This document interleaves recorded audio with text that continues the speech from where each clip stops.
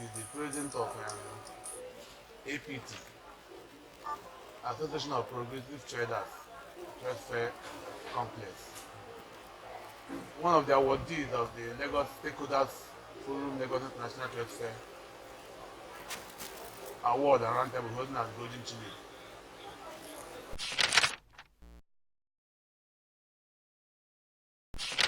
Chief Eric Ifanchukwu Ilechukwu, Chief Akwafo Afumboji, Akwafo, and the president of APT. APT stands for Association of Progressive Traders.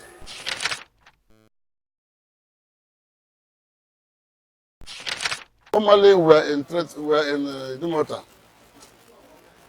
Number 4, Badikoro is our head office. But we begin to have it rough with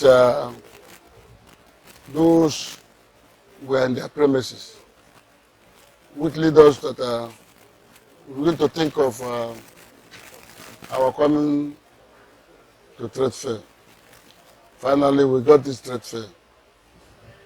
It's not easy because we got this land in the year 1999, and we used that from that 1999.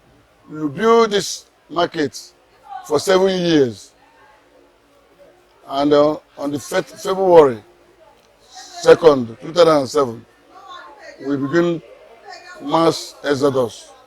What I mean by mass exodus is we begin to transfer to this place, which is our promised land. And it's not easy because we encounter a lot of difficulties.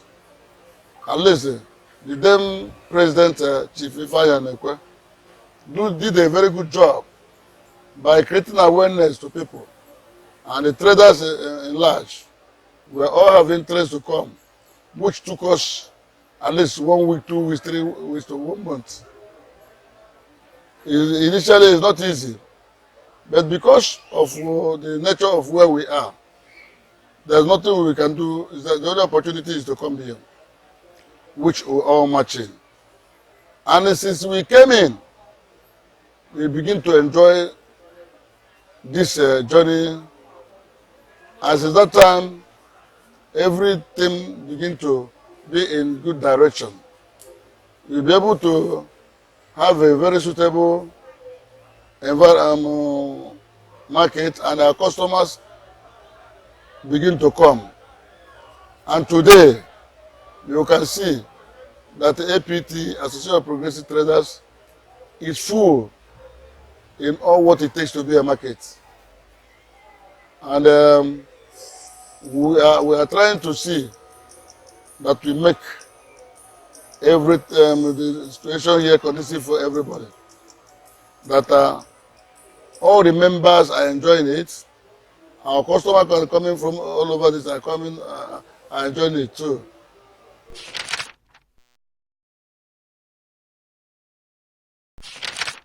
Thank you. We are not saying only that we are a member.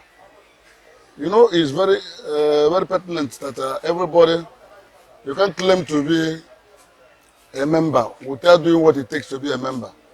First of all, we are running our government according to the Constitution of the Federal Republic of Nigeria.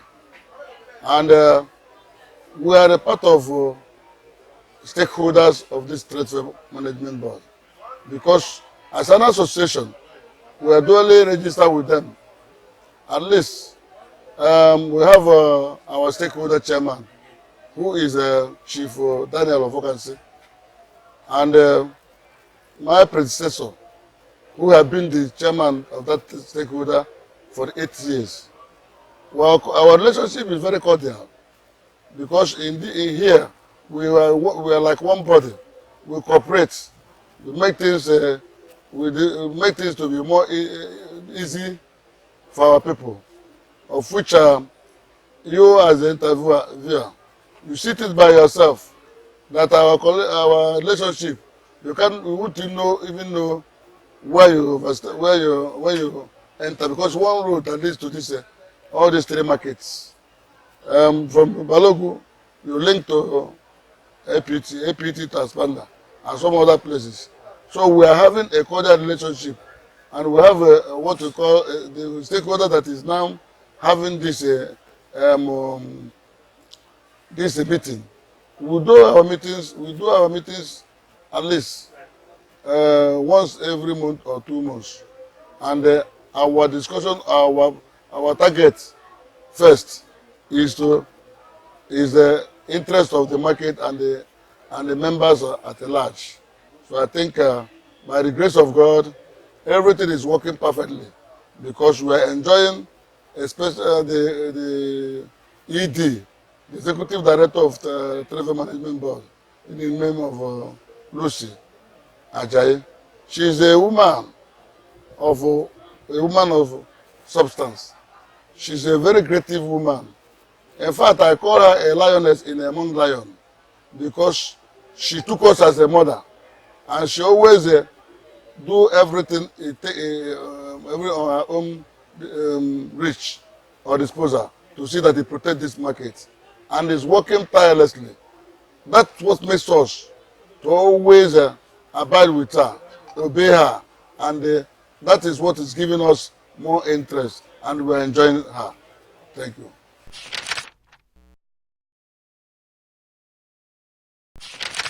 Yes. You cannot talk anything about closer border or anything, because it's an economic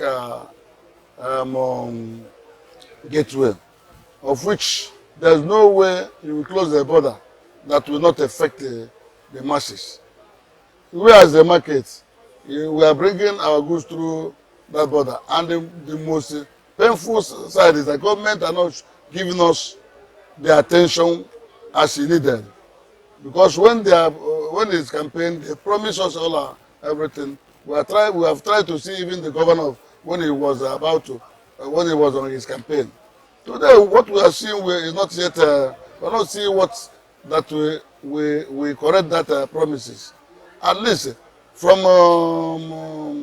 Lakeja or from Maitu to Koko, you can see how the state of the road. There's no way of there's no doubt that business will not flow. Many people, the closure of the border have affected the traders immensely, because most of them have their goods over there, and our customers are coming from that area. You can see that what is happening now is affecting us. For example, if you go within the market, you will see everywhere scanty. Unlike before, if the border is open and our customers are coming, you will see the effect. You will have the effect, the heat, because there will be a lot of people here, there will be a lot of customers here, there will be a lot of activities. Motor will be offloading, motor will be loading. But as you are seeing now, it's like we are playing football over here, which automatically the end part of it is in our pockets. So it's affecting us, and which even as I'm now talking, we are pleading that government will come to our heel to make sure that they hit to our problems, because we don't have any other person or any other organization to do it rather than our government. So we pray they will have they will have a listening voice to us, because we are the masses they are governing. We have serious meetings of stakeholders looking for even to see the governor and even to see the authority concerned. And you know, this is government policy. They will promise you, tell you that this will be later normalized, or this they will do. But now, what is very, very painful, or what is giving us concern is that all those promises, you cannot see it. They continue promising of addressing the issue of border, addressing the issue of road, addressing the issue of... Everybody is like, we are confused. But by the grace of God, we have hope, because there's God. And God is the only one who can lead, and is the only one who can give what human being we take to be what they are.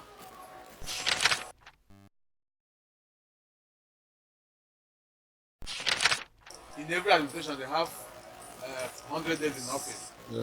For this 9 months, what do you feel you have achieved, and what do you intend to accomplish at the end of your tenure? Thank you. This reminds me, immediately around 2 days ago, I come across my campaign promises, which is my manifesto. I go through it and find out by the grace of God, I'm not talking of 100 days or 1 year in office, because my executive, my team has surpassed what we think, what we are dreaming of. Because when I go through just 3 days ago, I find out that the first thing I promised them is that when I come up to the office, that when I come into the office, that I will give them what they call governance to the people, grassroots governance, which I have done. Every building you see here have representative in the office, which make it easy for us to pass information and discuss. Because our government doesn't impose something on the market, we discuss it to the grassroots, and whatever they decide is what we are doing. So coming to all the areas, we have areas of promises, and I'm telling you by the grace of God, all the areas we promised, we have gone far. We have touched lives. We have gone at least, no need of giving myself credit, because whatever you say here, the people that will give credit is those who are governing. It will come from them, not you. So as for me, even what I will still give them is is enormous, because I have a dream that before I leave this office, I leave my office, I will make sure that there's something to beckon on, there's something to write on it. We will try to see that this APT have what it takes, and we want to put many things in place. Those things we are going to put in place is those things we believe that is very, very important that the market supposed to have it. And we have started. By the grace of God, before we mark 1 year, more things will come in according to our plans. First of all, my executive won an election because we work together as a team. They are calling us 12 apostles. And I brand my executive 12 apostles, and making sure that everybody have to contribute, because we have 12 in number, and all of them are very strong. I can tell you in my executive, everybody knows his job, and all of them is eager to contribute to put more new teams. And that is why we'll be able to go the level we are now. Because I'm thanking God for giving me my executives, from the vice president to second vice president, to the secretary, to treasurer, to financial, all of them, the PRO, says all of them are working like a team. And we don't find things difficult. Anything that will come across us, I will tell you, on a twinkle of an eye, you will see the solution to it. And because you see this market, our market looks very distant, because it's a market of fashion. Here is APT, home of fashions, home of jewelries. And what we are dealing here, you can see we have many segments here. We have more than 8 segments here. One is imitation jewelry. We have gold. We have